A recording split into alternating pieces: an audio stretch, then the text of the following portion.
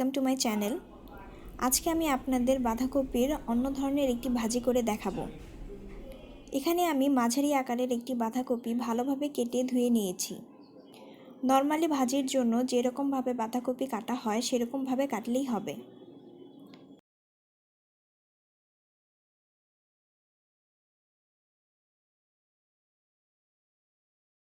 এখানে আছে পেঁয়াজ, কাঁচামরিচ ৬-৭টি এবং ধনেপাতা, গাজর, টমেটো, ডিম ২টি, তেল, লবণ পরিমাণ মতো এবং হলুদ। প্রথমে কড়াইয়ে একটু তেল দিয়ে ডিম দুটো ভালোভাবে ভেজে নিতে হবে।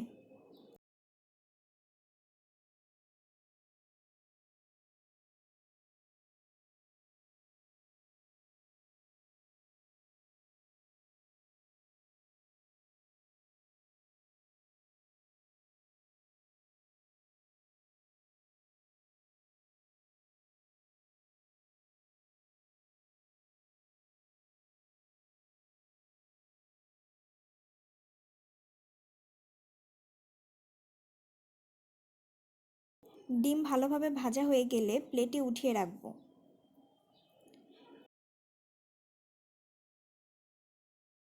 এখন একই কড়াইয়ে আবার একটু তেল দিয়ে পেঁয়াজ এবং মরিচ দিয়ে দেব।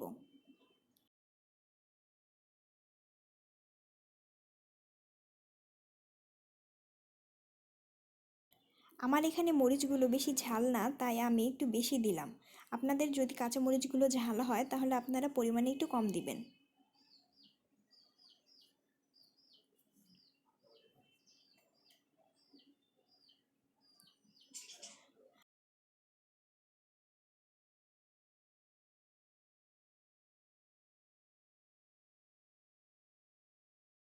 আমি এখন জিরা দিয়ে দেব, আস্ত জিরা আর দুটো তেজপাতা।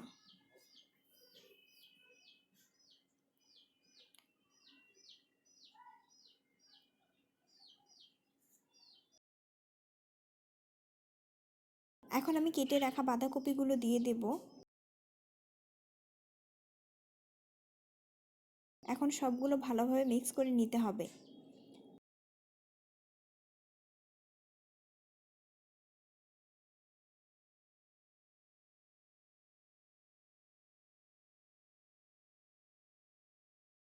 এই পর্যায়ে আমি গাজর দিয়ে দেব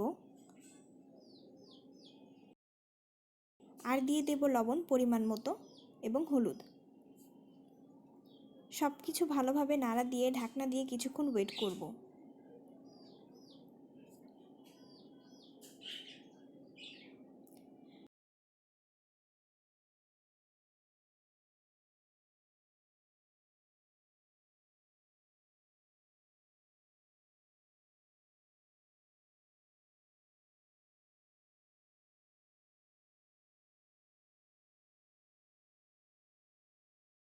বাঁধাকপি ভাজি প্রায় হয়ে গিয়েছে।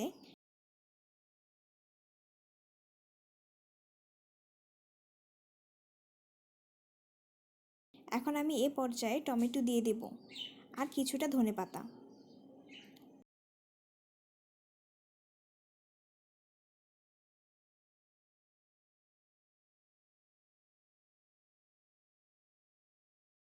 আবার সব কিছু ভালোভাবে নাড়া দিয়ে দেব।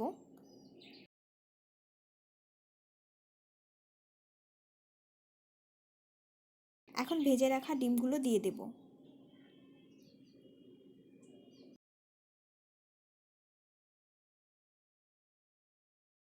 এখন সব কিছু ভালোভাবে মিক্স করে নিতে হবে। সব কিছু ভালোভাবে মিক্স করে 5 মিনিট ওয়েট করতে হবে। তারপর আমি পরিবেশনে চলে যাব। দেখুন আমি বাঁধাকপি ভাজি কত সহজে রান্না করে ফেললাম। এটা খেতে খুবই মজা লাগে। আপনারা বাসায় অবশ্যই ট্রাই করে আমাকে জানাবেন কেমন লাগলো। ভিডিওটি ভালো লাগলে লাইক, কমেন্ট অ্যান্ড শেয়ার করবেন এবং চ্যানেলটি সাবস্ক্রাইব করে পাশে থাকবেন। ধন্যবাদ।